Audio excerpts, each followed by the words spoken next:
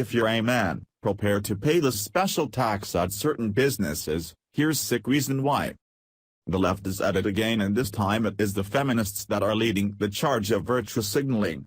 Over the last several years, we have heard these third-wave feminists scream that they are oppressed, white males are ruining their lives, and of course, the mythical gender pay gap.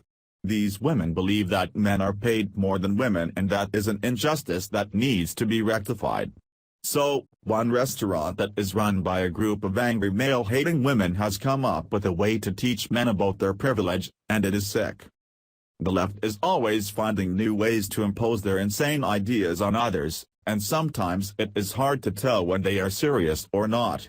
Feminists especially are always banging the drum of oppression and privilege in their misguided effort to destroy white males. These hairy-legged women are always shouting about racism, sexism, and they are triggered about everything.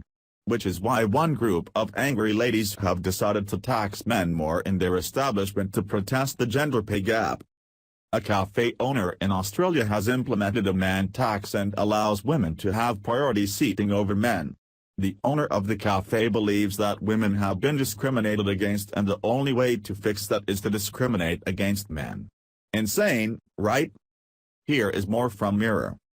A cafe owner has explained why she charges men more than women and allows ladies priority seating. Alex O'Brien, who owns Handsomer, a vegan cafe in Melbourne, Australia, says she gives female customers a better deal to raise awareness of the gender pay gap. It's been dubbed the man tax. Alex says her restaurant is for women, by women.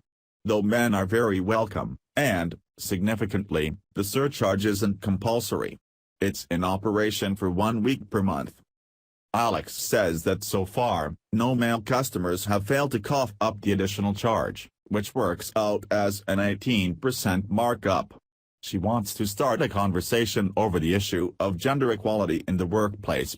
Did we mention the BBC? If men don't want to pay it, we're not going to kick them out the door. It's just an opportunity to do some good, says Alex. Patrons of the vegan cafe, which doesn't use disposable coffee cups and serves a 100% plant-based menu, appear supportive of the idea. One customer told 7 News in Melbourne, "I think it's fair if you think about the world and the gender inequality that we have." Another said, "I think it's a brilliant idea because I don't think many people actually know the actual gap." Alex describes herself as a feminist, not the fun kind, and added, "We're bringing it, the gender pay gap, to the forefront of people's minds. I like that it is making men stop and question their privilege a little bit." One of my friends who works for a not-for-profit women's service was talking about the pay gap, and I thought it was a good idea, so we decided that 1 week every month we would charge men an 18% premium, which we will donate. All proceeds taken from the premium go to women's charities. Alex plans to rotate them 4 times a year. In August, the earnings will go to an organization called Elizabeth Morgan House, which helps Aboriginal women and children. Of course, there are plenty of women that are on board with this, but there are many that are opposed to it as well. The reason that Alex chose this 18% hike in tax for men is to reflect the gap in Australia in 2016. Now, while there may have been a pay gap, it does not appear that it only was towards men. The Economist reported that recent data shows a UK pay gap of 28.6% for all jobs, shrinking to only 0.8% for jobs at the same level, company and function. No matter what you say to these women, though, they will always believe the rhetoric they were fed. Now, while this may be occurring in Australia, do not think for 1 minute it cannot happen over here. The angry lady brigade is often yelling about how they are oppressed by the cis white male and patriarchy on a daily basis. It would not be a surprise if these sorts of laws would be proposed, or feminist eateries will begin to do the same as this one.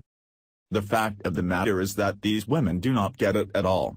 In their effort to protest mythical discrimination, they, in fact, are discriminating.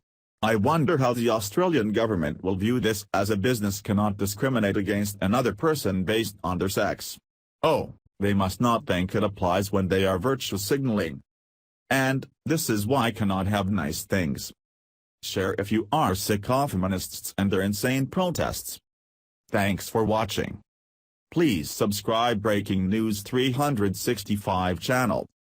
Goodbye and see you again.